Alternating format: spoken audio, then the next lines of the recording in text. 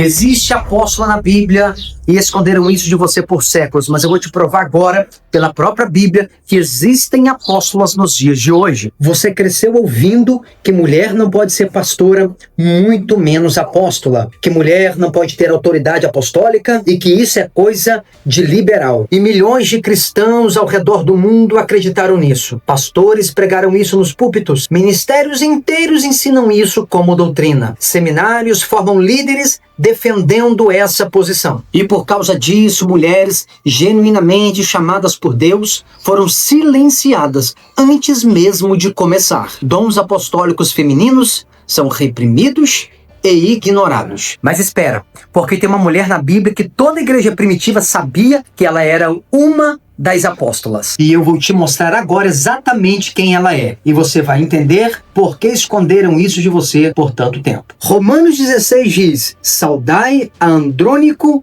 e Júnia, meus parentes e companheiros de prisão, os quais são notáveis entre os apóstolos. Júnia é um nome feminino. E isso não é minha opinião. Isso foi confirmado por todos os estudiosos da igreja primitiva por mais de 1000 anos. Aí vem a pergunta, mas e o suposto nome masculino chamado Júnias? Sabe quantas inscrições de homens chamados de Júnias foram encontrados em toda a história? Literalmente nenhuma. Pesquisadores como Bernadette Bruten, Peter Lamp, entre outros, vasculharam inscrições romanas por anos e encontraram mais de 250 mulheres chamadas Júnia e nenhum homem chamado Júnias. O suposto nome masculino Júnias simplesmente não existe. Ninguém chamava filho homem de Júnias. Não tem evidência, não tem registro, não tem nada. E aqui vem o primeiro choque que muda tudo. Paulo disse que Andrônico e Júnias eram seus parentes e notáveis entre os apóstolos. Eles eram apóstolos genuínos e Júnia era uma apóstola de destaque na igreja primitiva. Os copistas conheciam a língua, os nomes e sabia que Júnia era uma apóstola. A possibilidade de ser um homem simplesmente não existia na mente de um copista que copiava o manuscrito. E agora vem a parte que ninguém te conta. Durante os primeiros 1000 anos da história da igreja cristã, absolutamente todos os comentaristas bíblicos que escreveram sobre esse versículo, sem uma única exceção, leram Romanos como Júnia, uma apóstola. Os pais da igreja, os patrísticos, todos eram unânimes na interpretação. Orígenes, Ambrosiaster, Jerônimo, o tradutor da Vulgata. E preste atenção, porque mesmo Jerônimo, que era um conservador concernente a essa ideia de mulher, ele não teve dúvida que ali tinha uma apóstola. João Crisóstomo, um dos maiores pregadores da história da igreja do século IV, chegou a escrever sobre ela dizendo: quão grande deve ter sido a sabedoria dessa mulher para que ela fosse considerada digna do título de apóstola.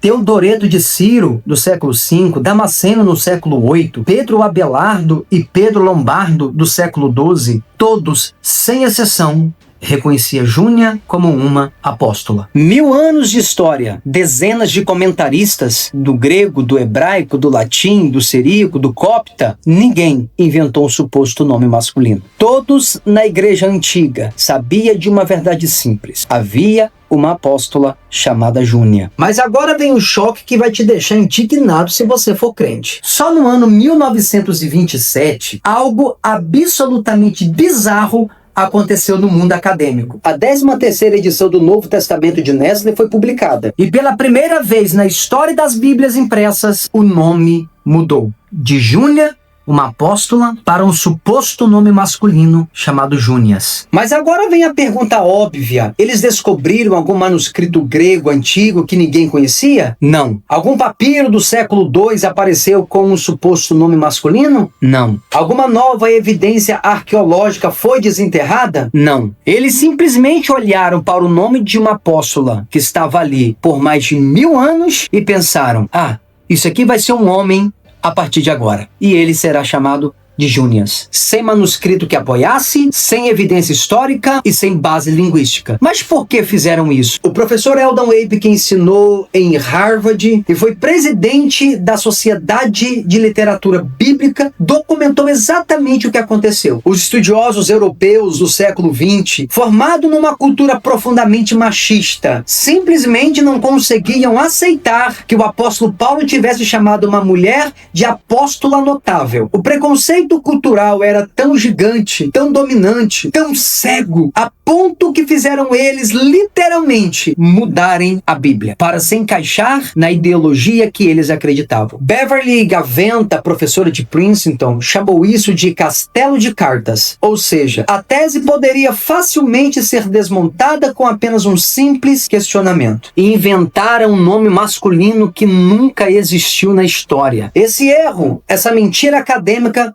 teve uma duração de 70 anos, de 1927 até 1998. 70 anos de mulheres sendo ensinadas nas igrejas que elas não poderiam ser apóstolas. Foram anos de pastores pregando uma mentira sem saber. Foram anos de distorção. E olha como isso contaminou as traduções. Antes de 1927, as traduções em inglês, como a Bíblia King James de 1611, eu tenho uma dela aqui, traduziam normalmente o nome Júnia para uma mulher, uma apóstola. Todas as traduções inglesas do século XIX tinha uma tradução perfeita. Júnia era uma mulher e apóstola. Mas a partir de 1927, quando o texto grego de Nestle mudou, as traduções começaram a seguir o erro. Mas eu vou te dar a chave final que vai fechar essa história com uma boa notícia. No ano 1998, depois de 70 anos de erro, os editores do Novo Testamento grego finalmente reconheceram publicamente que estavam errados. E então, na edição Jubileu de Nestle Aland e na impressão corrigida UBS, reconheceram oficialmente o nome Júnia, que ela era uma apóstola. E sabe o que aconteceu com aquele suposto nome masculino chamado de Júnias, que tinha sido colocado nas edições por décadas? Ele simplesmente desapareceu, sumiu do aparato crítico, evaporou, deixou de existir, porque nunca teve o manuscrito que apoiasse essa invenção. Nunca teve evidência real. O nome Júnias simplesmente não existia na história humana. Como o professor Eldon documentou, foi apenas uma invenção ideológica de homens que não conseguiam aceitar o que a Bíblia dizia claramente. Agora você consegue entender perfeitamente o porquê que o sistema religioso nunca te contou isso? Porque se você descobrisse que o próprio Paulo, o apóstolo dos gentios, reconheceu uma mulher como uma apóstola notável e destacada, todo o argumento teológico contra mulheres desmoronaria como um castelo de cartas. Tudo isso que eu estou te falando está documentado em um livro acadêmico publicado pela Fortress Press, escrito por um professor que ensinou em Harvard, prefaciado por uma professora de Princeton, confirmado por todos os manuscritos antigos e reconhecido por todos os pais da igreja por mais de 1000 anos. A Bíblia é clara. Deus deu à sua igreja apóstolos, profetas, evangelistas, pastores e mestres. E esses ministérios vão continuar até que todos cheguemos à unidade da fé e à estatura do varão perfeito, que é o Filho de Deus. Nós já chegamos a essa plenitude? Não. Então, os 5 ministérios continuam operantes. A Bíblia não mudou, a verdade não mudou. O que mudou foi que homens com preconceito tentaram esconder a verdade. Mas a verdade prevalece, e essa é a verdade. Júnia foi uma mulher, uma apóstola notável entre os apóstolos, reconhecida assim por Paulo, reconhecida assim por toda a igreja primitiva, apagada por preconceito acadêmico moderno, mas agora restaurada ao seu lugar legítimo. Júnia existiu, Júnia serviu, Júnia foi apóstola. Se ela pôde ser apóstola no primeiro século, então a porta continua aberta. Mas calma, eu sei o que você está pensando agora, mas pastor Maxwell, e aquele versículo que diz que as mulheres devem ficar caladas na igreja? Esse é um assunto para um próximo vídeo que nós vamos gravar. Mas já comenta aqui embaixo, apóstolo, e nos próximos vídeos eu vou te provar pela Bíblia que o ministério apostólico não terminou no primeiro século. E vou te explicar ainda porque hoje, neste momento, Deus ainda chama e separa apóstolas e apóstolos genuínos. A verdade que esconderam de você por séculos está sendo restaurada aqui nesse perfil. Então já envia esse vídeo para aquela mulher que você sabe que tem chamado. Compartilhe o máximo e já siga aqui o nosso perfil para mais verdades bíblicas que a teologia tradicional não vai te ensinar.